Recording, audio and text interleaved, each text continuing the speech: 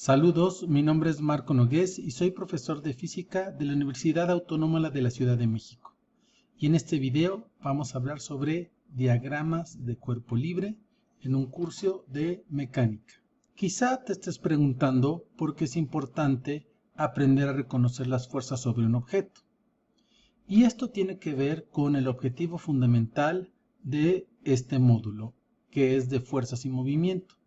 Y justamente nos sirve predecir el movimiento del objeto de interés, conociendo las condiciones iniciales de la velocidad, a partir de cómo funcionan las fuerzas. Por eso te pido que pares el video y que te detengas a leer con cuidado qué es lo que esperas, qué es lo que se espera que puedas tú poder hacer al terminar el módulo de fuerzas y movimiento. También, como siempre, es importante también recordar cuáles son los conocimientos anteriores que es importante tener a la mano, por lo que te recomiendo repasar los tipos de fuerzas que existen en esta aproximación de considerar las fuerzas como interacciones que pueden ser de contacto y de acción a distancia, y también cómo usamos los vectores para representar las fuerzas. Y aquí están los enlaces para estas dos presentaciones. Hacer un diagrama de cuerpo libre es realizar una serie de pasos con el propósito de poder obtener las fuerzas que actúan sobre el objeto y calcular la suma vectorial de estas fuerzas, para lo cual tenemos 5 pasos que hay que realizar con sumo cuidado. La primera parte se trata de identificar todas las fuerzas que actúan sobre un objeto, para lo cual vamos a delimitar nuestro objeto o nuestro sistema con una línea puntiaguda cerrada para ver con qué objetos está en contacto y poder determinar las interacciones de contacto. Y sabemos que después tenemos que determinar cuáles son las interacciones de acción a distancia, donde el peso o fuerza de la gravedad siempre estará presente. Como segunda parte, ya que queremos obtener una descripción más cuantitativa de lo que sucede, vamos a dibujar un sistema de coordenadas, con lo cual vamos a poder determinar valores de coordenadas polares y cartesianas. Y vamos a representar el objeto de interés como un punto en el origen del sistema de coordenadas, utilizando nuestra aproximación de modelo de partícula puntual. Es decir, en esta parte del curso no nos va a importar si el objeto es grande o pequeño, si da vueltas, etcétera, porque lo único que vamos a considerar son los movimientos traslacionales. La instrucción número 4 es, a partir de identificar las fuerzas que actúan sobre el objeto, vamos a dibujar los vectores que representan a cada una de estas fuerzas. Es muy importante no olvidar etiquetar a cada una de las fuerzas con una letra y su flecha encima para indicar que son vectores. Y finalmente vamos a dibujar y etiquetar el vector fuerza neta. Aquí lo estamos poniendo neta como un subíndice completo para que no se confunda con la fuerza normal. Y vamos a dibujar este vector al lado del diagrama y no sobre la partícula puntual. Si es el caso, también podemos poner que la fuerza neta es igual a 0. Tenemos que checar entonces, como nos dice la segunda ley de Newton, que el vector fuerza neta apunta en la misma dirección que el vector aceleración que va a aparecer en la descripción cinemática del diagrama de movimiento. Ahora vamos a ver unos casos de cómo podemos seguir estos diferentes pasos para hacer un diagrama de cuerpo libre. Es muy importante considerar el contexto de la situación. Y en caso de que no tengamos idea de qué es los objetos de los que nos están hablando, vale la pena ir a buscar una foto o un video para entender qué es lo que está sucediendo. En este caso, no tenemos mucho problema de imaginar un elevador que acelera hacia arriba, que lo podemos representar básicamente como una caja donde se puede subir una persona y hay una cuerda que jala hacia arriba o hacia abajo según si la persona quiere subir o bajar un edificio. Sin embargo, es importante tomar algunas consideraciones que no hay que olvidar. Primero, estamos considerando casos ideales, es decir, solo vamos a considerar que el sistema está, lo único que hace es, hay una cuerda que sube y baja. Las fuerzas las vamos a considerar constante y es también fundamental tomar en cuenta el tamaño relativo de las fuerzas, es decir, cómo se dibuja el tamaño de una fuerza con relación a otra. Y finalmente, no olvidar que en la física de Newton, la fuerza neta es proporcional a la aceleración y ambos vectores tienen la misma dirección. Ojo, no es la fuerza neta proporcional al vector velocidad, lo cual implicaría que el vector fuerza y el vector velocidad siempre tendrían la misma dirección. Vamos a analizar entonces los pasos uno a uno. Para identificar las fuerzas que se ejercen sobre el objeto, lo que hacemos es que vamos a poner un círculo que rodea el objeto para revisar cuáles son las interacciones de contacto. Y nos damos cuenta que con el exterior, su única interacción es con el cable, que va a crear una tensión T. Por otro lado, cuando nos preguntemos sobre las fuerzas de acción a distancia, pues la única que va a actuar es la fuerza a distancia del planeta Tierra sobre el objeto, que hace una fuerza hacia abajo. Normalmente, para facilitarnos el análisis, en algunos casos podemos dibujar aquí los vectores directamente, es decir, aquí como está la cuerda sobre el elevador, aquí podemos dibujar directamente el vector tensión, o podemos dibujar el vector fuerza de gravedad desde lo que sería el centro de masa del sistema elevador persona.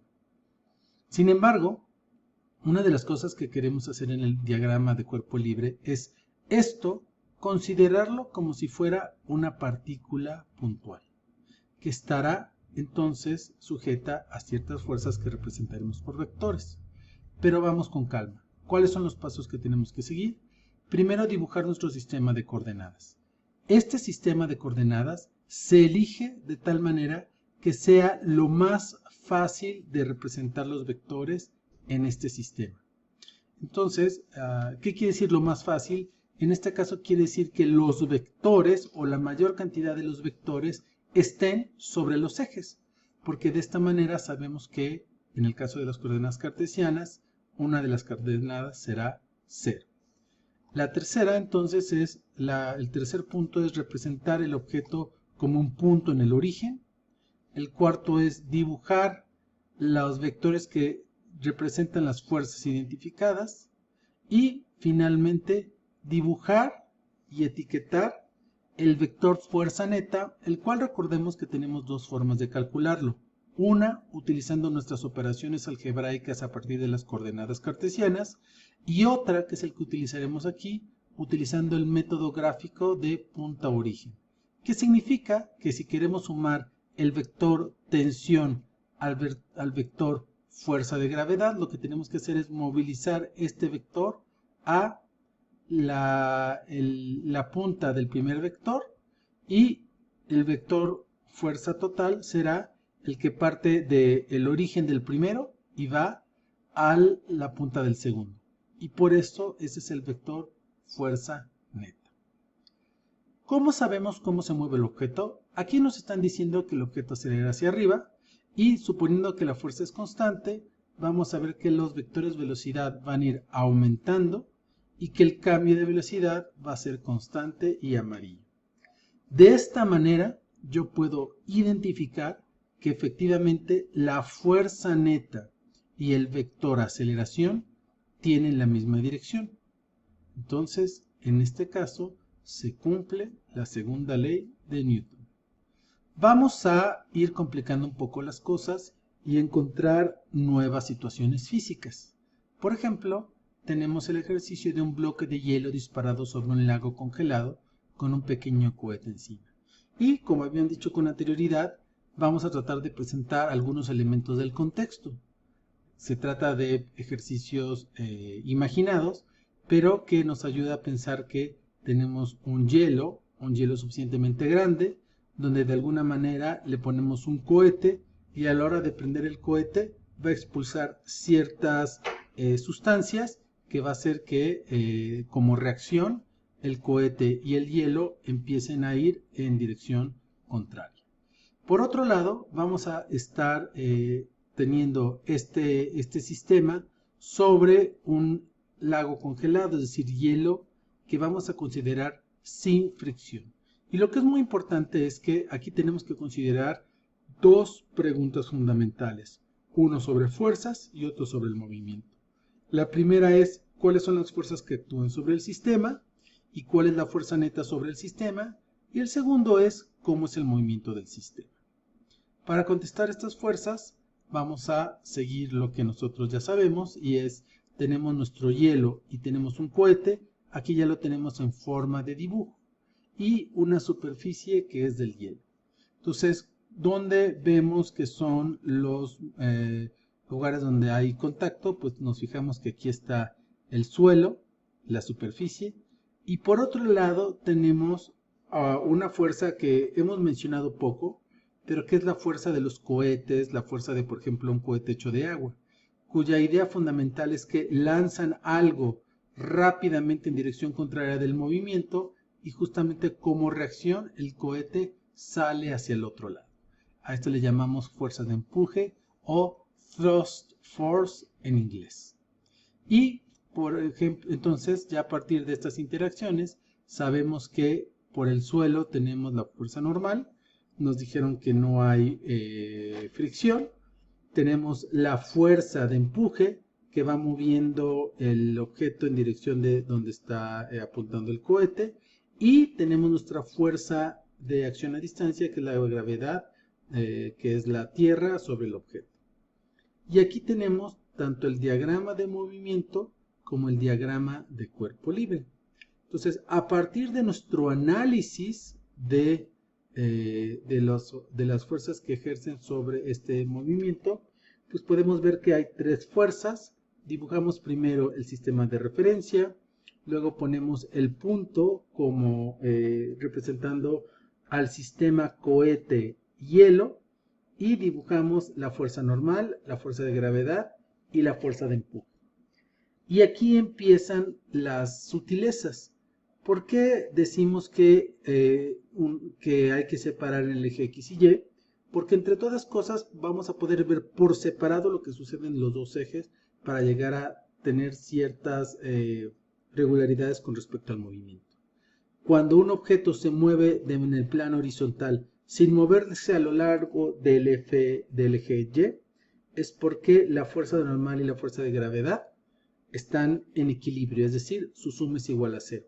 Por lo tanto, la fuerza neta es únicamente la fuerza de empuje. Entonces, si únicamente tenemos una fuerza de empuje neta hacia la derecha, entonces sabemos que la aceleración va a estar hacia la derecha, y entonces si estaba del reposo, pues este vector de aceleración está indicando hacia dónde tiene que crecer la velocidad, y por lo tanto tendremos un objeto con aceleración constante, es decir, yendo con rapidez cada vez más rápida.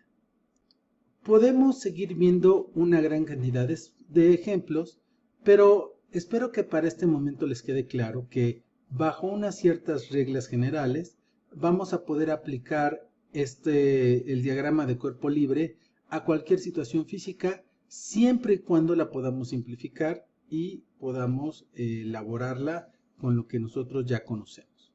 Entonces tenemos nuestra identificación de las fuerzas.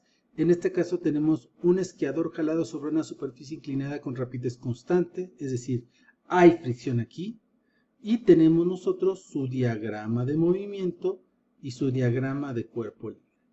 Entonces, nos dicen que el objeto, es decir, en este caso el esquiador, tiene